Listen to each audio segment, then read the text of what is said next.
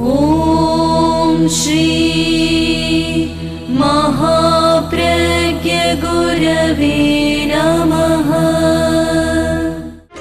जिसके सांसों में रहता है शाश्वत शांति का स्पंदन, उस महाप्रज्ञ को वंदन, उस महाप्रज्ञ को वंदन। सत्य अहिंसा अनेकांत को अर्पित जिसका तन मन, उस महाप्रज्ञ को वंदन, उस महाप्रज्ञ को वंदन। जिसके सांसों में रहता है शाश्वत शांति का स्पंदन, उस महाप्रज्ञ को वंदन, उस महाप्रज्ञ को वंदन।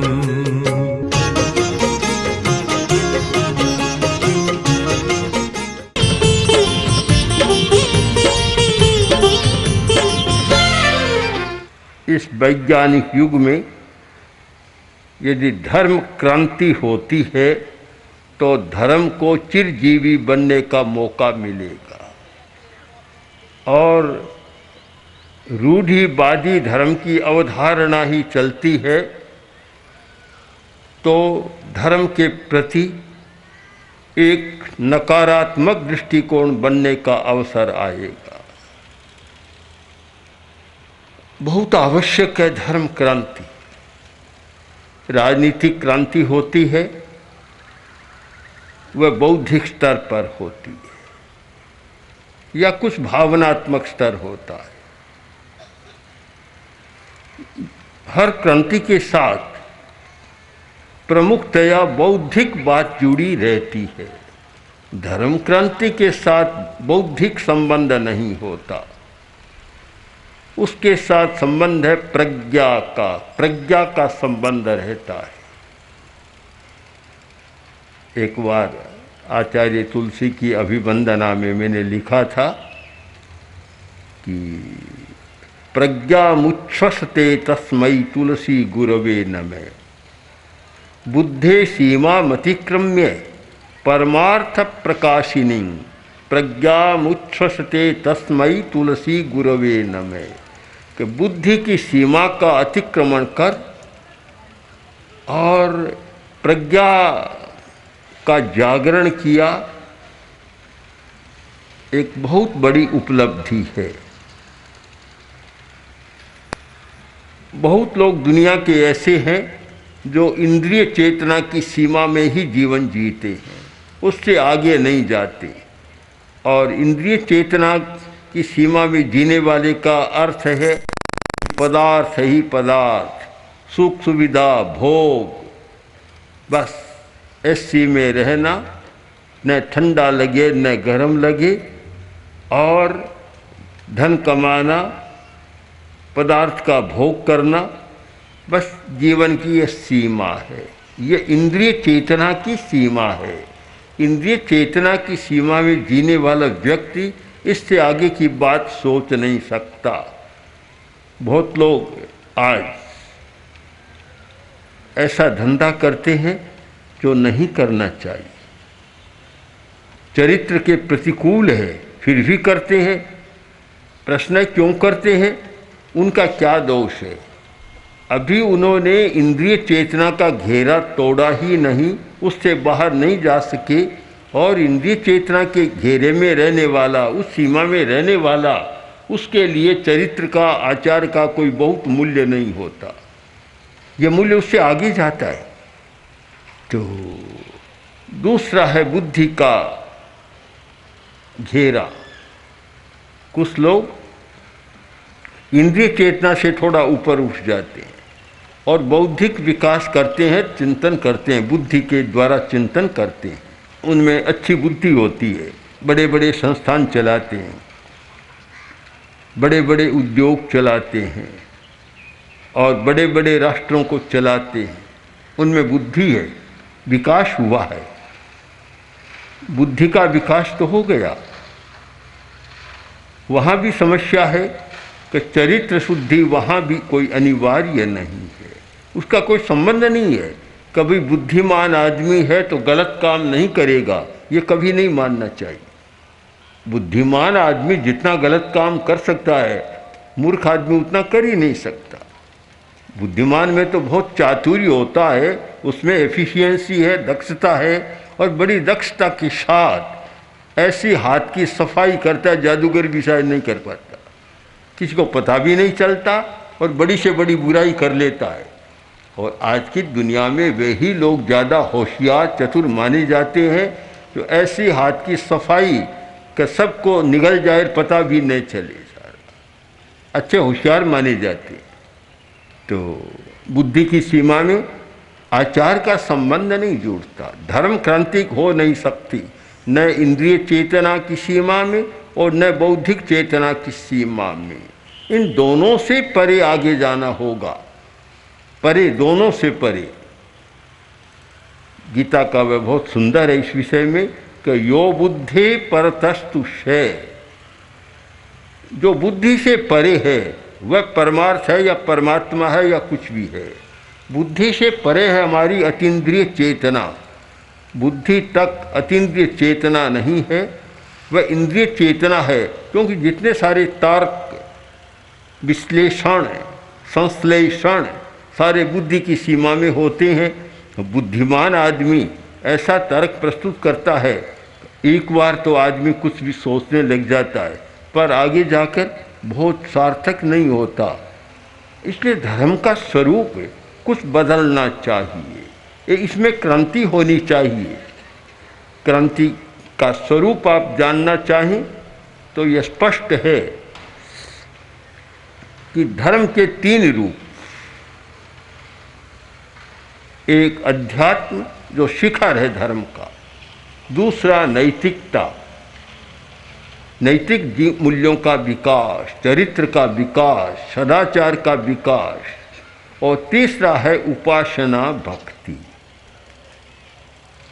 हो यह रहा है और हो रहा था। आचार्य तुलसी ने भी अनुभव किया कि उपासना भक्ति क्रियाकांड वह तो मुख्य हो गया है, आगे आसन उसका बिछ गया है, अध्यात्म भी कोने में चला गया और नैतिकता भी कोने में चली गई, पीछे चले गए। यह एक विपर्य हुआ है, जो मुख्य था वह गौण हो गया, जो गौण था वह मुख्य बन गया। एक बहुत बड़ी भ्रांति पैदा हो गई। आदमी नाम जप कर लेता है, स्मरण कर लेता है, और कोई क्रियाकांड कर लेता है और मान लेता है कि मैं धार्मिक हूँ, मैंने धर्म की आराधना कर ली और अब मेरा अगला जन्म सुधर जाएगा, मैं देवलोक में स्वर्ग में चला जाऊँगा। बस बात समाप्त हो गई। इस धर्म की धारणा ने चरित्र को बहुत हानि पहुँचाई। आचार्य तुलसी ने जो किया, उलट दिया इस बात को कि सबसे पहले नैतिक बनो, आध्यात्मिक पूरे बन सको या न बन सको, आगे की साधना को छोड़ दो। पहला नंबर है नैतिकता का और दूसरा नंबर है उपासना पूजा भक्ति का और तीसरा नंबर ले लो अध्यात्म का, आगे का विकास। पर कम से कम पहला नंबर है नैतिक मूल्यों का विकास। जब तुम्हारे जीवन में नैतिकता ही नहीं है, ईमानदारी नहीं, सच्चाई नहीं, प्रामाणिकता नहीं, व्यापार में भी खोटा धंधा, आजीविका के लिए भी खोटा धंधा, ऑफिस में बैठते तो भी वही रिश्वत गबन आदि आदि पता नहीं क्या, हर जगह वह ईमानदारी का अभाव, चरित्र का अभाव।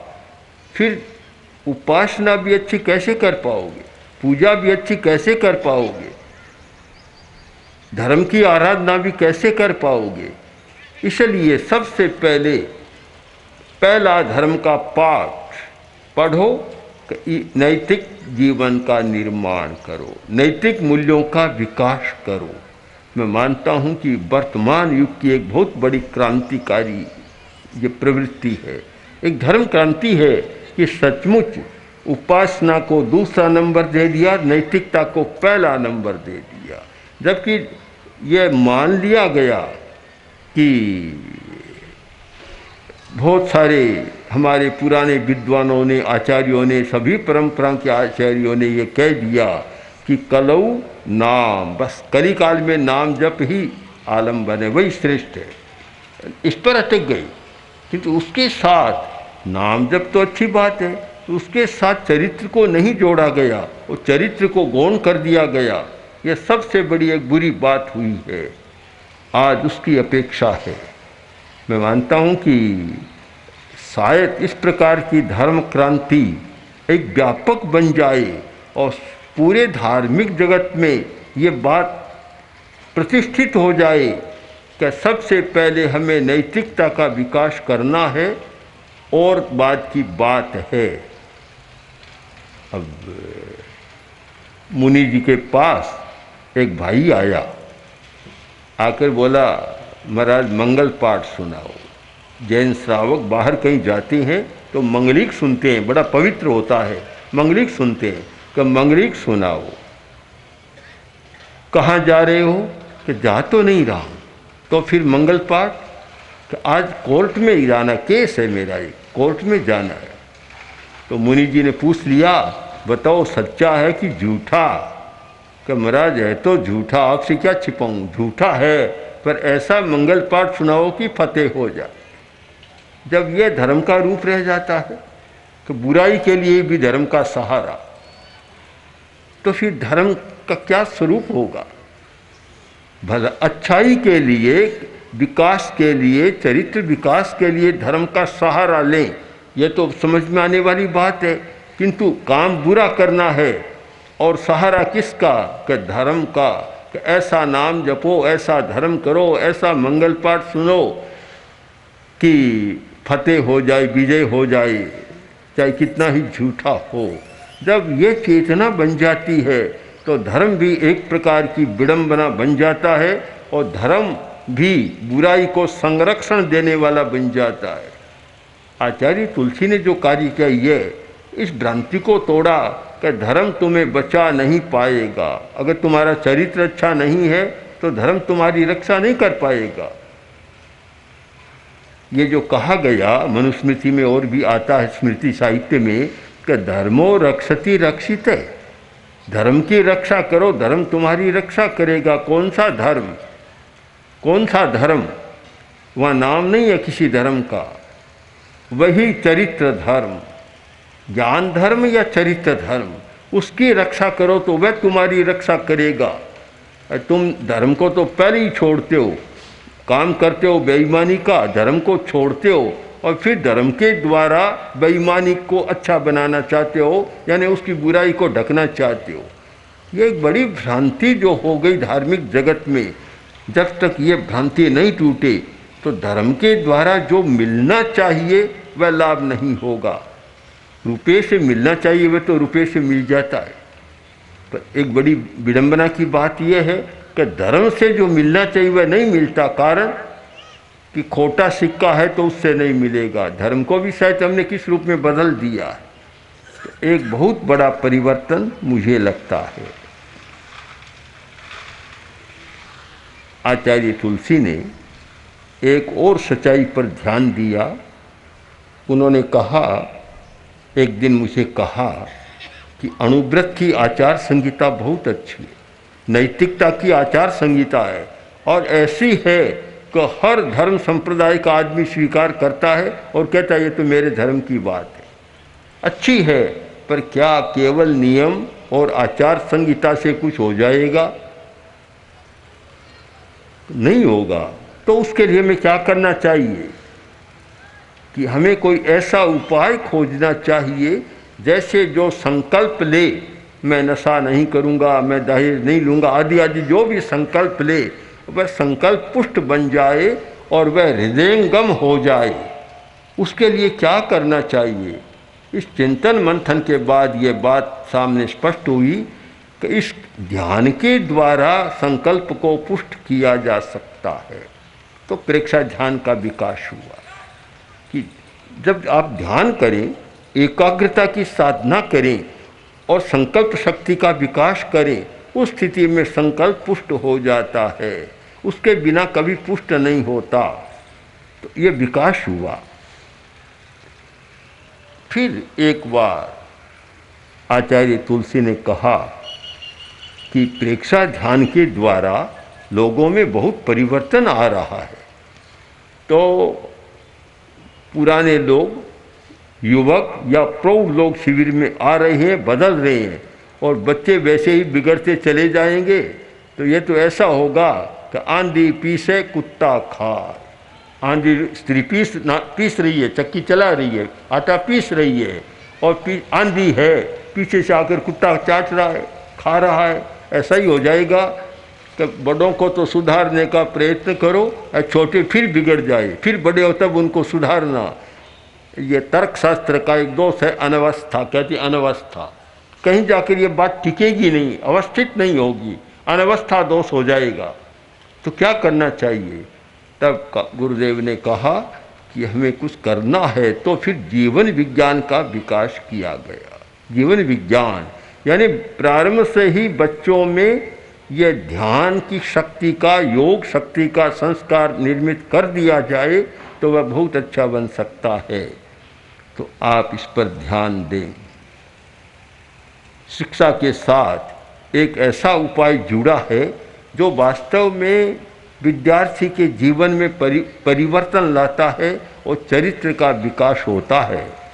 आज हम शिक्षा के केंद्र में गए, एक विद्यालय में गए, बालक छात्र छात्राएं पढ़ रही हैं। उन्हें भी ध्यान देना है कि कोरा सरकारी पाठ्यक्रम नहीं पढ़ाना है, वह तो पढ़ाना ही पड़ेगा, उसके सिवाय तो आजीविका नहीं मिलेगी, निकम्मा हो जाए, वह तो पढ़ाना पड़ेगा। किंतु केवल वही नहीं पढ़ाना है, उसके साथ जीवन विज्ञान को जोड़ना है, जिससे विद्यार्थी का चरित्र विकास हो, सर्वांगीण विकास हो। हमने सर्वांगीण विकास की कल्पना में 4 शब्दों को जोड़ा है: शारीरिक विकास, मानसिक विकास, बौद्धिक विकास और भावात्मक विकास। ये भावात्मक विकास चरित्र के साथ जुड़ी हुई बात है। शारीरिक विकास का चरित्र से सीधा संबंध नहीं है, मानसिक विकास का भी चरित्र से सीधा संबंध नहीं है, क्योंकि मन तो इतना चंचल है, 1 मिनट में सारी बात को पलट देता है, कुछ होने वाला और कुछ कर देता है। और बौद्धिक विकास का भी चरित्र के साथ सीधा संबंध नहीं है।